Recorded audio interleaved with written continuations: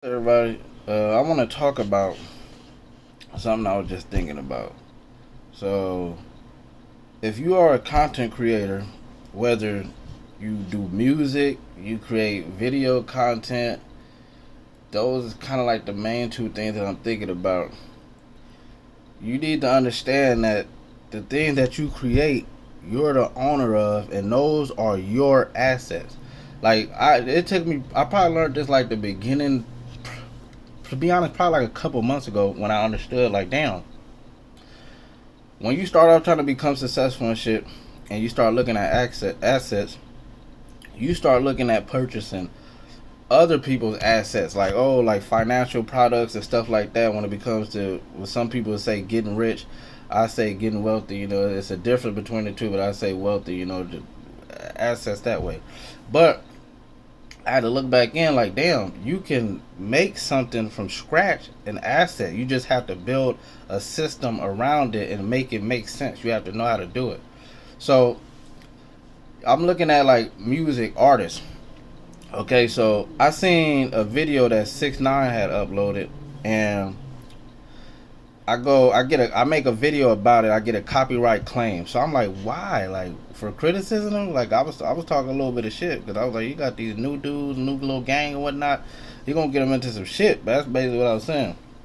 And I'm looking at the copyright claim, and it says Universal Music Group. So I'm like, damn, they own it. Like, is he signed to him? Come to find out, he got a new little label that he started with them young dudes he with now, and it's Universal Music Group, do the distribution, whatever.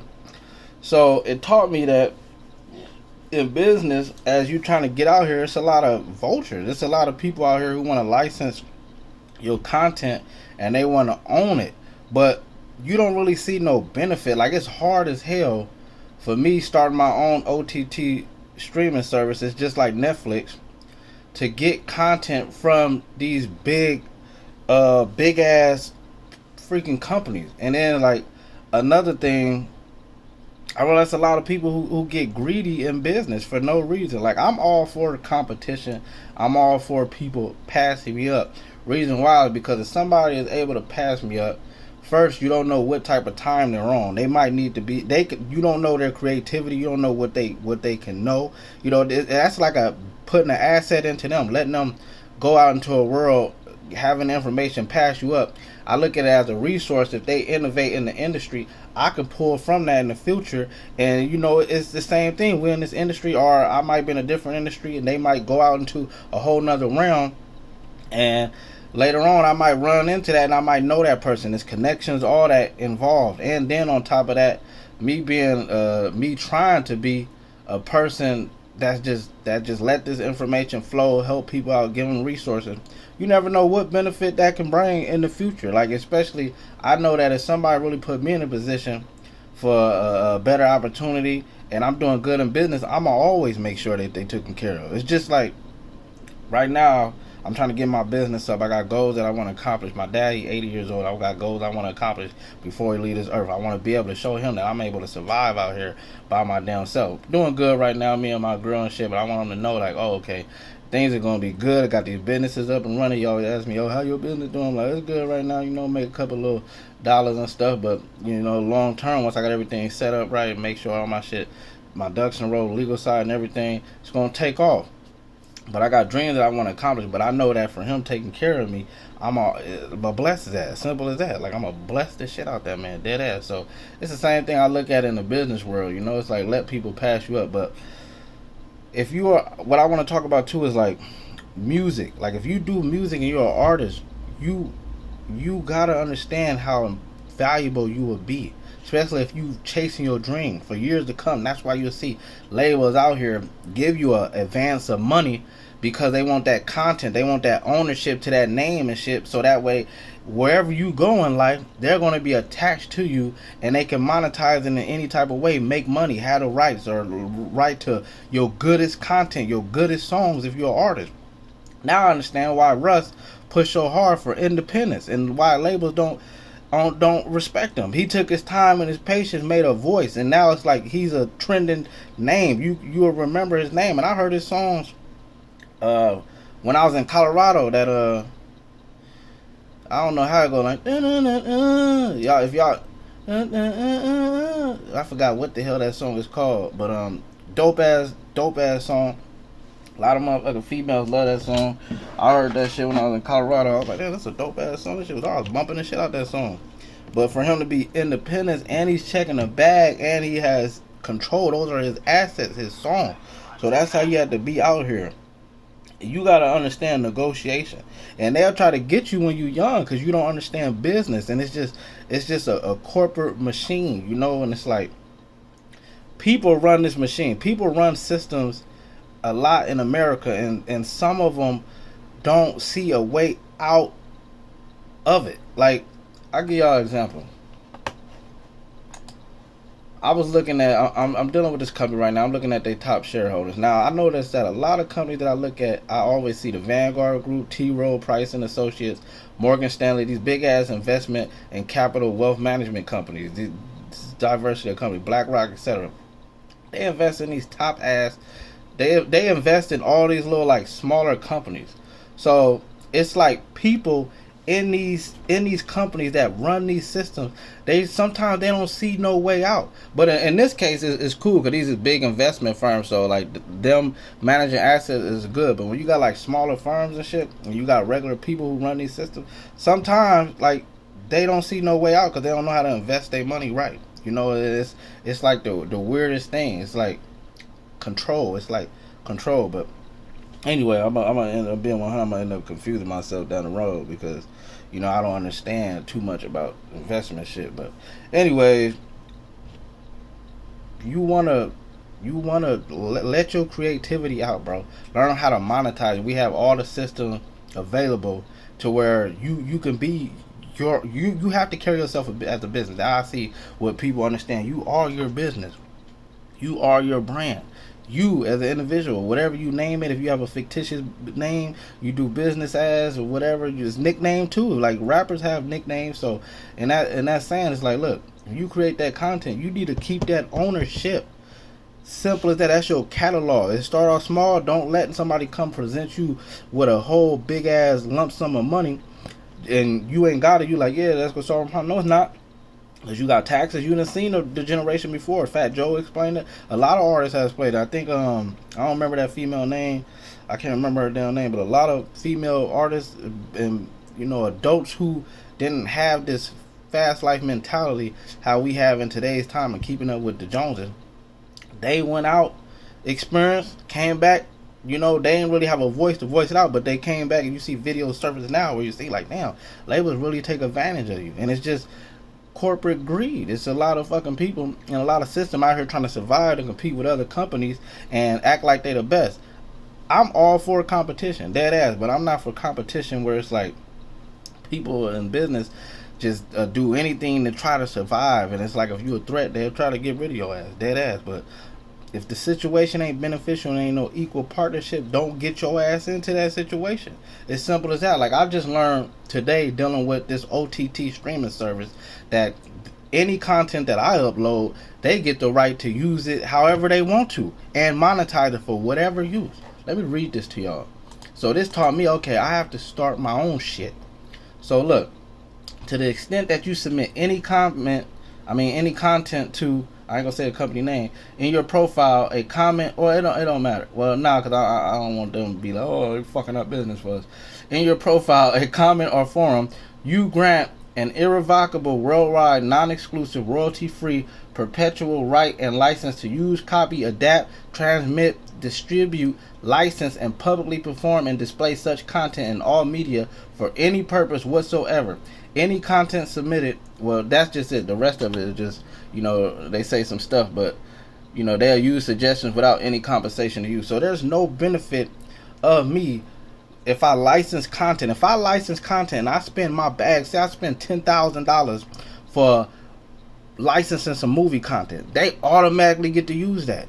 Crazy, for whatever use. And you wouldn't know, because it ain't for them to tell you that, oh, maybe they done sold it, or, you know, they done licensed it to a whole nother country. So I'm like, yo, you gotta read terms and conditions, dead ass. So I'm like, okay, I utilize y'all till I get up in a position, and then I'm going to start my own shit. It's the same thing I say this too, because I made a video talking about Epic Games, who are the owner of Fortnite.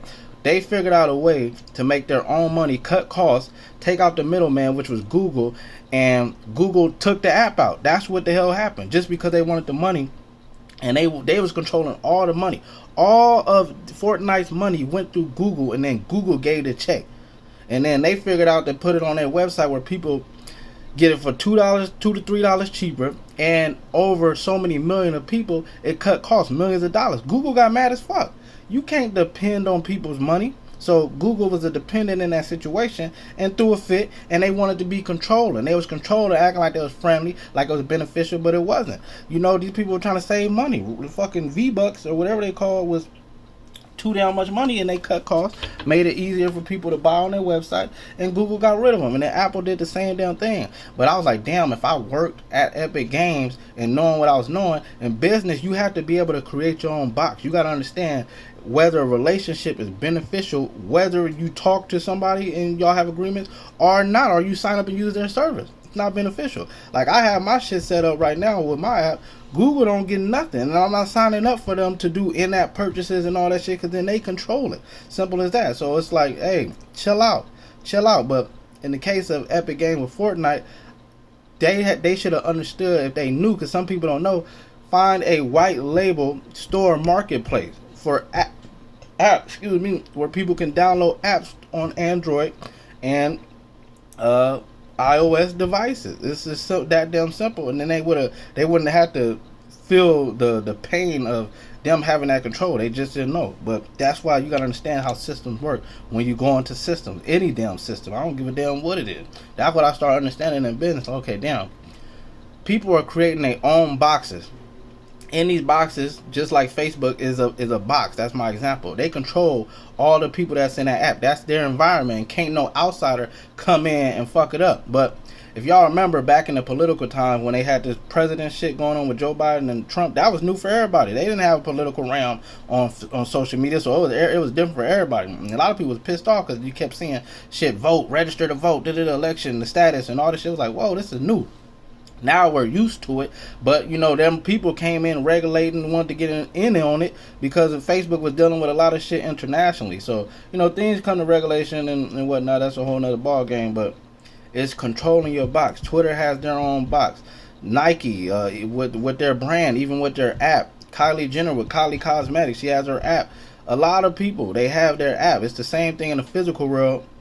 When you go to a mall, shopping mall, real estate company owns that real estate. These smaller brands come in and they control that box for these brands. Whether they, hey, pay that rent. As simple as that. We own it, but pay that rent. You know, and they use that as an asset. The real estate company can use that as an asset, even on their balance sheet and whatnot, how much money they expect and all that. Take out loans against that, whole bunch of shit. And then the real estate goes up in value. So it's a benefit, but that's the first thing that taught me. Like, I gotta have my own damn box. Simple as that. So got my app, got a digital community, but I don't want to be a greedy person. I could be a greedy person, but you gotta go out and make a situation where it's beneficial for everybody, and you can do that. You know, if we get into the real estate game, a physical property, you could put property in a community land trust. They got a bunch of different ways where you can buy real estate, take it from the market, and make it benefit the community to where it's affordable for everybody that's a part of the community. And it's crazy that you don't see people do this, but you know, you can't knock a lot of people because some people got places that they gotta go. But if you doing that shit and there ain't no benefit to the people, especially in struggling communities, like, come on, man, y'all tripping. Like, dead ass. Like, it don't make sense. Where I'm at, I'm going a little personal right now. California, one bedroom apartment, me and my girl, shit, that shit $1,300.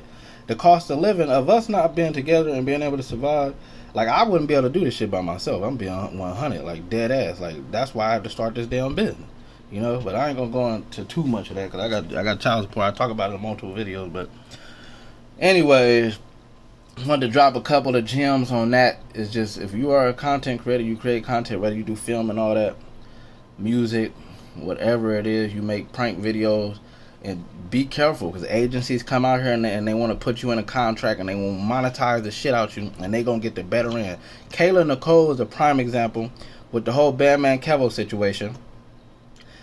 Bandman Kevo explained that Kayla Nicole was in a bad deal. She complained about her manager. He getting all these hundreds of thousands. I think Bandman Kevo say like he get 300,000. Kayla Nicole get like 20,000 or something like that. And that probably was like for the year. Who the fuck knows? I couldn't say it's that because she do got a nice house, but you know he got all these nice ass cars, and people do you like that. There's been a lot of people. Cardi B had a bad manager. A lot of these artists, I think Meg Thee Stallion had a bad manager because some people are, I guess you would say, more adult than you for the moment, you know, and they realize they can monetize the shit out you, and they'll try to do some shit like that on the back end, especially if they understand how license and agreement agree. But you can write that shit on paper and it'll be enforceable. Hey, I own 90% of your shit.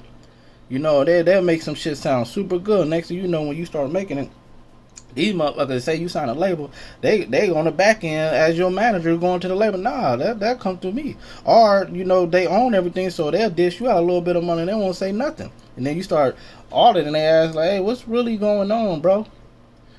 I don't know how them friendships is. And I ain't gonna put myself in that situation, but I can only imagine, like, you got to be a real grimy person to know that this the breadwinner and this is really them putting in all their hard work, and you try to take more money than them. That's crazy. But anyways, I'm out for right now. Y'all have a good one.